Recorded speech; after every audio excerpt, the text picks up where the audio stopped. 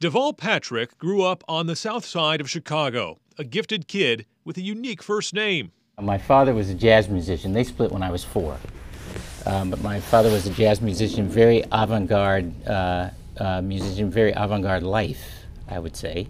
My mother and father had a deal that she would get to name the first and he would get to name the second. My mother, so my sister Rhonda was named after an actress, Rhonda Fleming. Oh, yeah. Probably, yeah, okay. And then my father wanted to name, I was the second, so it was my father's turn. And he dreamt up this name, and my mother said, "What are you talking about?" And it's like I'm sure I am paraphrasing the conversation, but I think it was in that nature of what are you talking about? And he said, "Look, this was the deal, so here I am." And I usually get, is it Patrick Deval or Deval Patrick? There were hard lessons learned in those early years. As I said, I grew up in Chicago, a lot of that time on welfare with my grandparents and my mother and sister after my parents split when I was 4. And I went to, big, broken, overcrowded urban schools, although I had fabulous teachers. I mean, teachers who were amazing in the classroom, but important in my life. My 6th grade teacher, she took us to a new movie that was out at the time called The Sound of Music. And she used it to teach us about the rise of the Nazis and the Second World War. I describe her as the first person who ever, who helped me imagine what it might be like to be a citizen of the world, which is, I think, a gift for any kid, but especially us. His promise as a student helped him land a spot at the prestigious Milton Academy in Massachusetts. So I landed there the night before classes began. And they had a dress code in those days. The boys wore jackets and ties to classes.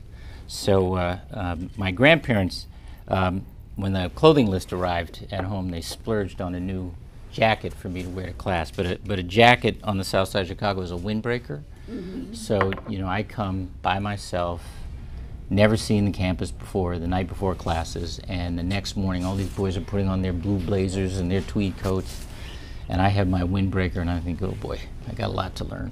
He was a quick study, rising from Milton all the way through Harvard Law School and to the NAACP Legal Defense Fund.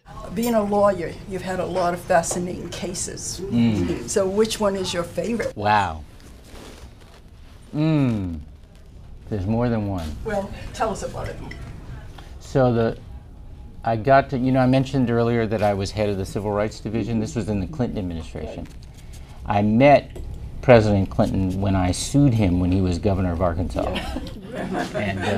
Yeah. And yeah. So he was the voting. The election commission in Arkansas is constitutionally chaired by the governor and the other constitutional officers, and then all the county clerks were also parties to this case. And this is when I was at the Legal Defense Fund in New York, and I was doing voting rights and death penalty defense. And we sued him on a case having to do with access to the ballot, just being able to register. And the county clerks in a lot of southern states are very, very powerful. They have a lot of control over how you register, when you register, how simple or complicated it is. And we sued, and he and I worked out the terms of the settlement together. Patrick eventually became a governor himself, elected to lead the Commonwealth of Massachusetts in 2006. What were the best and worst things about being governor of Massachusetts? Well, I'll talk about the best, and then for the worst, we can shut off the cameras. So I hadn't run for anything before. You may know, our dynamic in Massachusetts is less Democrat-Republican than it is insider outsider. It's a very closed, inward-looking political establishment, and I wasn't a part of it. But I think in some ways the thing I'm proudest of is that we remembered we had it within us to do big things and to do them together. Not all of it about legislation, it's just about collaboration. And I feel great about that. I think the worst day was the worst day you know about was probably the day the bombs went off at the marathon. But in some ways, that week was incredibly powerful for us because we, you know, that's the kind of occasion where,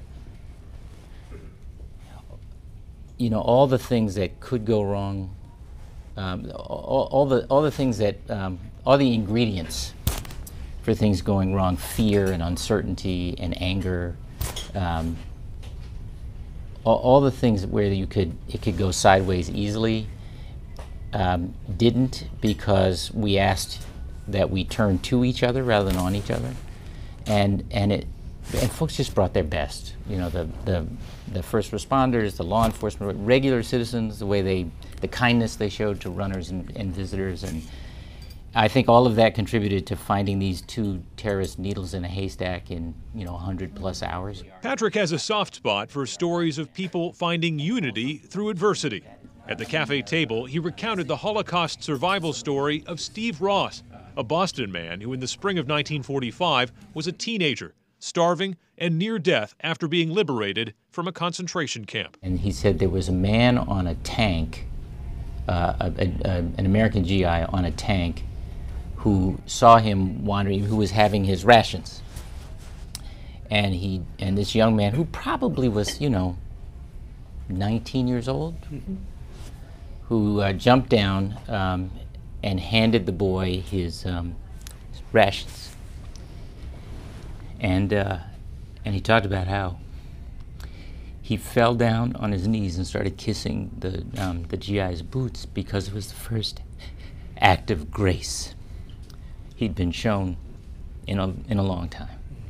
And he said that the GI picked him up and comforted him and gave him a hug and gave him this tiny American flag, and which, when I met him in his 80s, he was still carrying.